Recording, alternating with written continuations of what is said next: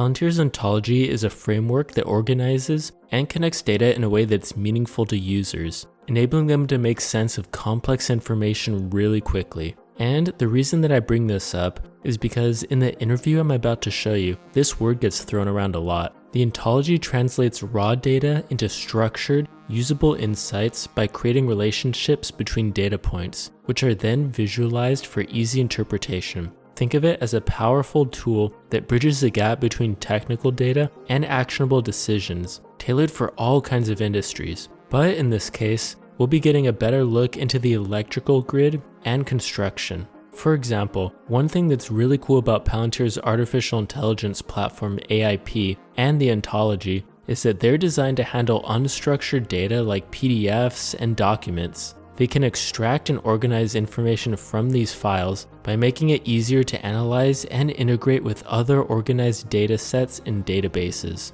So by applying natural language processing and other AI techniques, Palantir's tools can turn raw document content into structured, actionable insights by helping users quickly find all the relevant information they need to make decisions. But enough of that, let's actually get into this interview to see how Palantir is making an impact on the electrical grid. Hi, I'm Chad Walquist. I'm here today to talk to the head of our construction and utilities pod, Tristan. Tristan, thanks for joining me. Chad, it's great to be here. Yeah. Thanks for having me in the studio. The Arkansas studio as it has become. So maybe you could start off with tell us a little bit about how you joined Palantir and then maybe your background here. Yeah, so I'm closing in on 5 years at Palantir. Joined just before COVID, which sort of set in motion my path at Palantir. Worked on a lot of emergency response during 2020.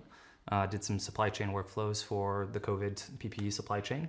And then started working in utilities and have been there for the last 4 years. Yeah, well, 5 years around Palantir is actually probably a pretty long time, so that's awesome. What was your background?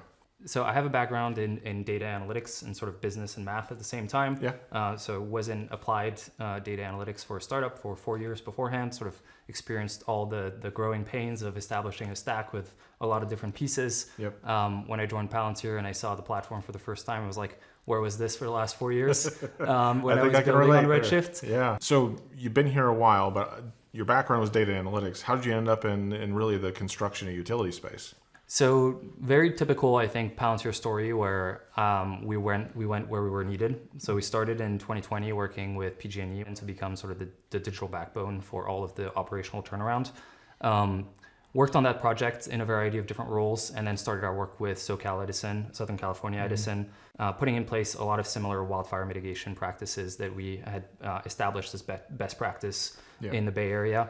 And then around 2021, with a couple other Palantirians, we saw sort of a need to bring these same platforms to the rest of the industry and sort of have grown our practice tenfold since. Yeah. And yet we're barely scratching the surface. There's a lot more that we can do with each utility, and there's a lot more utilities that have yet to work with us. I believe it's really important that we work with all utilities in the US, that we build a really, really valuable product for them so that they run more efficiently, because all of the economy is downstream of utilities. And so if we can help them operate more efficiently, increase the capacity on the grid, build more efficiently, be more productive, it has ripple effects across the economy. Yeah, I love, it comes back to the overall mission of well, how are we really going to reindustrialize, the U.S.? It starts upstream with having the power to be able to do these things, to power the AI, to do to do the reindustrialization, to build the other things. That's all based on this, which is that overall mission of Palantir. And I love that you've got this big section right in the middle that you're helping drive that. That's pretty cool. And it's really three things today. It's how do you build more capacity through construction much more effectively? Second is how do you upgrade the current infrastructure by spending every dollar more wisely in a more targeted way? And then third is operating the current state of the grid in the most reliable way. So we've been talking a lot about the Ontology. Why is it valuable for utilities? For utilities, the Ontology enables the organization to look at the infrastructure, the assets on the infrastructure, the work that's been done on the infrastructure, the risk surrounding the infrastructure, whether that's weather, environmental risk from proximity of trees. Believe it or not, it's really hard to actually see all of these things and then be able to orchestrate decisions in real time on top of it. And that's very extensible. You can bring in your SCADA system and then look at telemetry. Visibility into this Ontology can support workflows across the organization, whether you're managing outages, whether you're managing communications with customers, or you're managing how to upgrade the infrastructure. Yeah, that's fascinating. The ontology really is the core of how you model how the world really is, not in a system language for a report. I think that's a differentiator from a lot of things, and people don't understand that the power of the ontology is because you're modeling that ground truth that then enables all of these other use cases, these other things. And along the way, we have to deal with bad data and imperfect data, right? Yeah. But having the ontology gives us more information to work with. So we can sort of fill in the blanks sometimes because we have information geospatially that enables us to infer what a missing data point could be. Or we can reconcile different systems. For example, a common thing is SAP will have a record of the installation of a pole in the field, but another system will have the record of the retrieval of that pole in the field. So if you only look at SAP, you think that there's all these ghost poles in the field, but they're not there anymore. So having the visibility across these enterprise systems is actually really hard for utilities and extremely differentiated. So one of the hardest things about new technology is actually the people, the change management. So what does user adoption look like? Well, you know, in those high stress, high consequence environments, the bar is very binary. It either works and it works better than anything established, or it doesn't work. And that's the bar that we hold ourselves to. So every use case we put out to production has to meet that bar. Now, these use cases are so valuable in the day-to-day life of our users that they're the ones creating the waterfall of use cases that influences the roadmap. So a customer like PG&E that has been with us for 5 years, close to 5 years, has more than 100 use cases in production. Another one of our flagship utilities customers in the Pacific Northwest has put 30 use cases in production in their first 12 months with us. Wow, that's pretty impressive. There's a lot going on in the utility space. Like, what's the impact? What are we doing? Utilities are at the center of a lot of trends in our society, right? Yep. And so our role in this industry is really upstream of the whole economy.